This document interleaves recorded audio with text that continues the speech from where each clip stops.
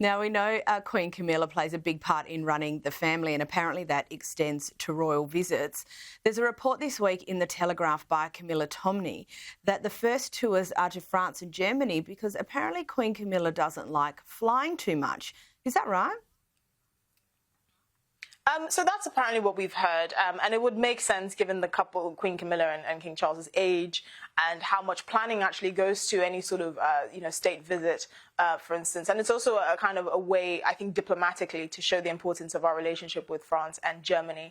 I suspect they're probably leaving longer haul flights and trips to later in the year when the weather is more favourable or when there's a more opportune time. We're obviously waiting for King Charles to make his visit to Australia, which will probably be his most significant long haul trip of his reign.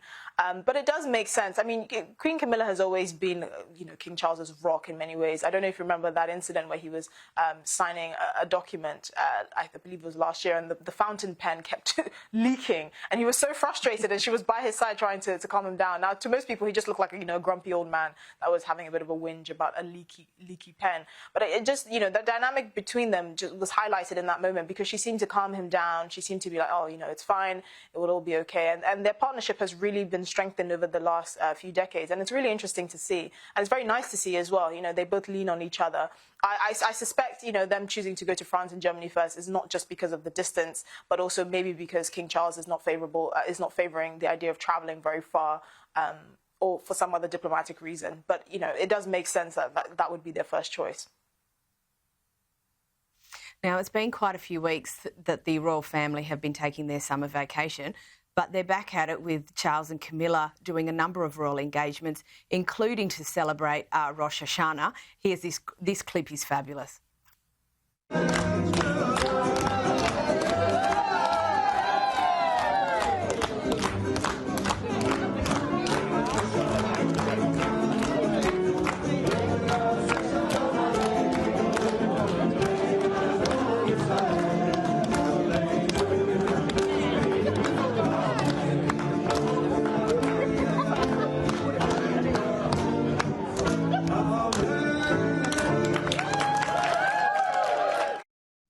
He's got a lot of Italian wedding vibes for me, Esther, but he's also down at the races in Doncaster.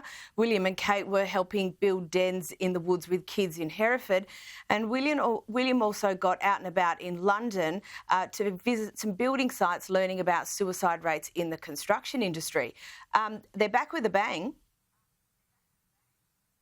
Yes, definitely. I mean, one of the things that people don't realise is how many engagements the royal family, well, members of the royal family have every single year. I mean, they have sort of hundreds of royal engagements where they champion different causes and are the faces of various charities and organisations.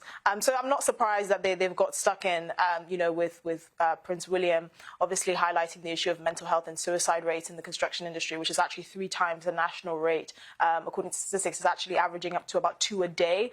So I'm really happy that he's highlighting that as well, because we know suicide, but particularly male suicide in this country is a huge problem. And we also have, him and Catherine building sheds in the woods in a school in Hereford.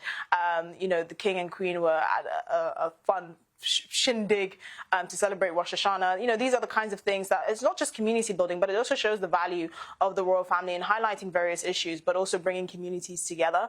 And in many ways, you'd struggle to find better ambassadors. Even the most polished politicians have their own gaffe moments, and it's really nice to see that the royal family just gets stuck in. And I suspect that's what's going to be the trend over the next few years. I would like to think that sort of, insofar as the Sussexes have decided to put the whole drama with the royal family behind them, that the royal family is not going to make any mention of them or do anything that will stir the pot. They will just keep their heads down and keep on keeping on for the duration of King Charles's reign, however long or short it may be. Now, lastly, just before we go, we understand that William and Kate have hired their own personal CEO. What's the background to this story? Why do you think they've taken this step?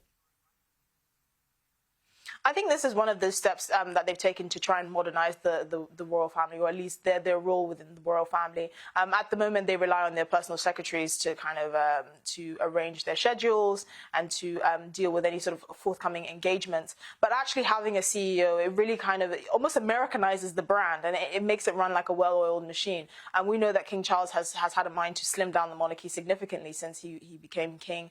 And I think that by understanding the need for some sort of modernization, them getting a CEO is just one step in that direction. The reality is that the brand is going to grow and evolve as time goes on, as Prince William becomes closer and closer to being future king, or to being king. And it's important for them to take the step. I found it interesting that her job description was someone without a big ego, which should be interesting. I can imagine you can get quite a big ego if you say you work for the Prince and Princess of Wales. I do like that. Bring everyone back to earth, set the expectations early. Esther Krakue, as always, thank you so much for joining us.